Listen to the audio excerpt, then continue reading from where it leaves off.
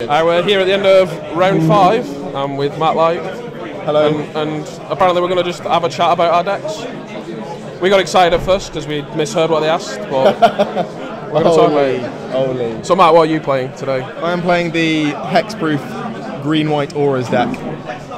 So the Boggle deck. The Boggle deck. It's been alright for you so far? It's actually been fantastic. I mean, I'm 3-2 now after 2 quite bad losses. I mean, I lost to Infect, which was quite awkward. His draws were quite good, mine were quite bad, which I covered earlier. I just lost to the sort of green-white...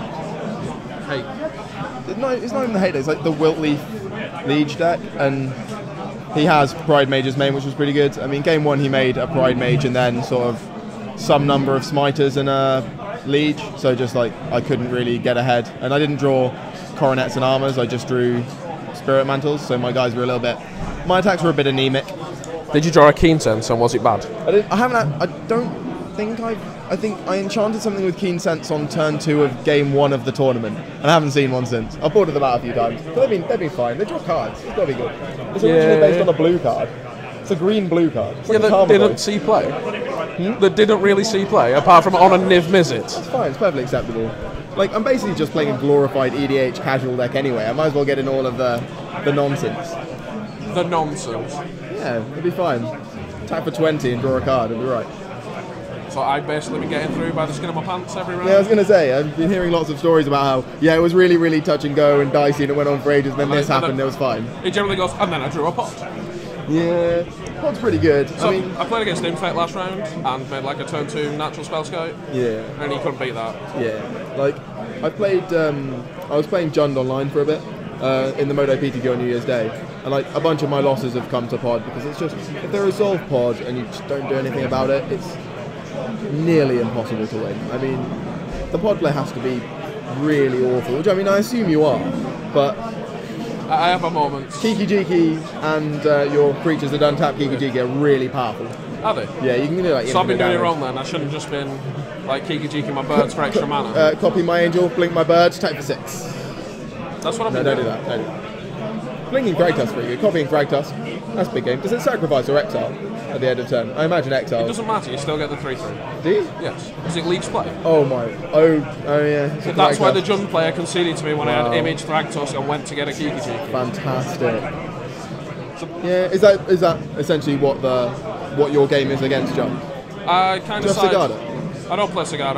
I've not tested it, it's really so I wasn't good. sure. It's really good. And I have tested Thragtusk, and every game I've made a Thragtusk, I've not lost. I mean, so it felt a bit like a bad hedge if I would swap the card that's winning me all the games.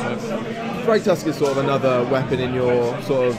I mean, I guess Thragtusk means that you can be really cheeky and chain Finks Baloth Thragtusk against Burn. That's the point. Yeah, that's really cheeky. I mean, do you need to? Realistically? Yes, that deck does ridiculous amounts of damage. I mean, Rich is playing it. He played it on the Modo PTQ, and I know Sam Points, one of our local lads, came 3rd or 4th in Cheshire with Burn. He just like ran the tables all day, just easily rolling people. It's like when anybody starts with crack a fetch land, make a 1-drop. Yeah. You can just, that's half your job done.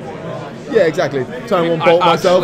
I actually considered playing the deck myself. I mean, I've got Spirit Links in my sideboard for the Burn matchup. That's the tech. None of this Thragtusk nonsense. Why are you playing Spirit Link over Lifelink? Because it's essentially worded so that it's old Lifelink, so it goes on the stack, which means that on a Coronet you get essentially double Lifelink, which is... Because gaining 9 is not enough, gaining 18 is better. Yeah, because that's like 6 of their spells.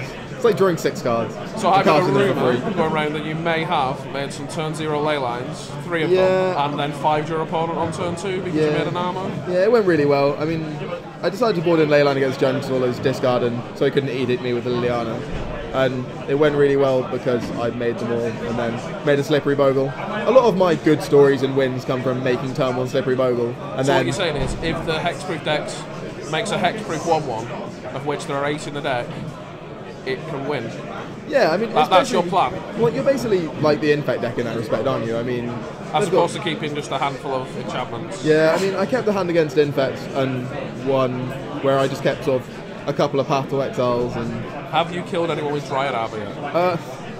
No, I came really close. I had like a 12/12 Dryad Arbor, but then my opponent gave me 10 poison counters and I died. That seems a little awkward. You should play more spell scouts. Should we chat about something different? Should we chat about Legacy? Should we chat about next weekend? Well, I'm playing Legacy tomorrow. What are you playing? Goblins, obviously. So 3-colour goblins. Technically 3 colours. What? To play caverns. I play 4. Yeah, so it seems But don't cast any of my splash colours. I was going to say, yeah, can you get away with that? How many fetches do you play? I play 6 fetches, I play 24 land. Wowzers, it's like a standard deck. Well, you want to make a land drop every turn. I'm playing Modern and I'm playing like 20 lands. I think 19 might be the Siege Gang on 5, and then you want to make the 6th mount like Red Source. Do you not just tap an artifact that makes Siege Gang? Not always, people don't like you having it. Or hit them for 1 with a lackey, turn 2. Pretty sure you do that against me.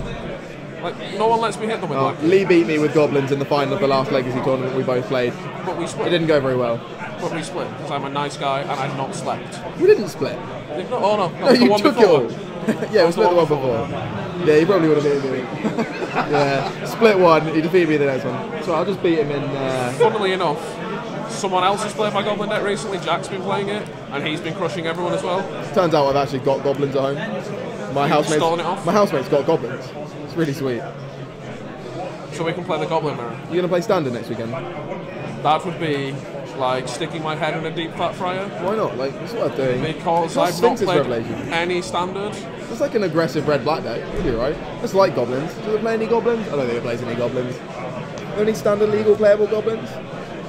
They're not in any of the planes, are they? No. I have looked at the Goblin deck. What do you think of the Goblin deck in Modern? Because it keeps cropping up, and I think it's crap. I think it's just the sort of thing you always get on Magic Online, which is you get the really cheap decks. What? They have to put this in your mouth. Oh, baby. Like, it's what you always get on Magic Online, which is the cheap decks always post results because you get so many more people playing them. Yeah, lots of people play Storm as well. Yeah, exactly. It's why the Modern meta was really skewed early on in the season and early on in its conception because Storm was so cheap. So you've got loads of people playing, which meant it always 4-0 dailies. Yeah. And a lot of those players are very bad. Like, we've heard about a player today that not 19 needs someone and not attacking with Goblin Electro. He won that match 2-1. Yeah, which is obviously justice. Yeah, naturally. You don't want to be punished for your mistakes, that seems awful. You heard about what happened on the Modo PTQ? Hive Mind, turn 1 to someone. Really? Steam Vents, remove 3 Spirit Guides, Seeding Song, Hive Mind, Paction.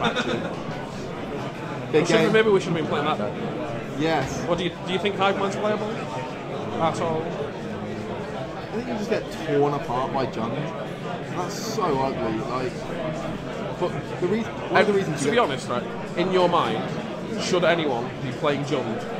Yeah, definitely. But it's the best deck, so everybody should play a deck that's got a good match about it, meaning you should get crushed. It's not the sort of deck you can have a good matchup. I mean, do you think your Jund matchup's probably good? I guess my next Jund matchup's really good. So, like I said, like if you've got any sense, you play a deck with a good Jund matchup. The thing is that I think that Pod and the Aura Bogle deck are like the only matchups that don't want to play with Jund. Everything else, you're just fine. You just destroy them.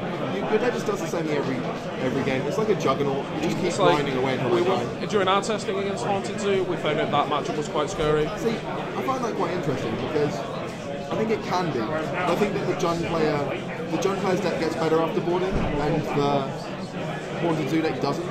So like, we've been testing it. I mean, 2 of my friends are playing the Haunted 2, and I was favourite against them. I don't know how well they were necessarily playing, but I'd like to think well enough. So we're both they're both 4-1 actually. We're both from different parts of the country. We've both got different test groups of probably a similar level of competence. So you've got a bunch of people, and I've got myself and Magic on. Yeah. You test with Neil, and you speak to Neil. Yeah. Not about Constraited though. He doesn't know anything about Constraited. That's why it's adorable watching him talk. Did you come up with because we built up the Boggle deck on paper and thought we need to test against this. And at first it was like, oh crap, it's crushing everything, we should build this deck. Then it was like, oh, but you can play it like this and this. And then we found out we could interact with it on certain levels. Did you just expect people not to have figured that out? I think first of all, people can figure it out, and a lot of people haven't figured it out. A lot of people haven't really known what I'm about. They've just, like, the 4 games I've lost have been pretty close. I mean, the one with the Spells guys and the challenges was amazing. But the other ones have been really close, and all the wins are just total picking.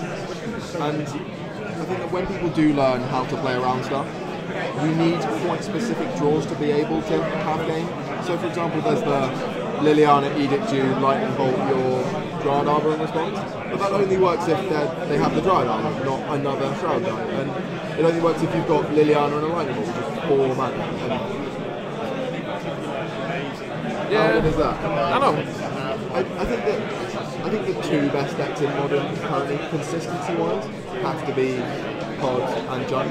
And I think that you have to have quite a good reason not to play those. And I think that a lot of people's good reasons are things like they just can't play them well enough, which is fair enough. Or they just hate Jund from Standard. Yeah, which is a bad reason. It seems like that's sort of falling off quite a bit now. I mean, that was definitely a worry, but I mean, people love Modern, so people are letting Jund get away with it at the moment.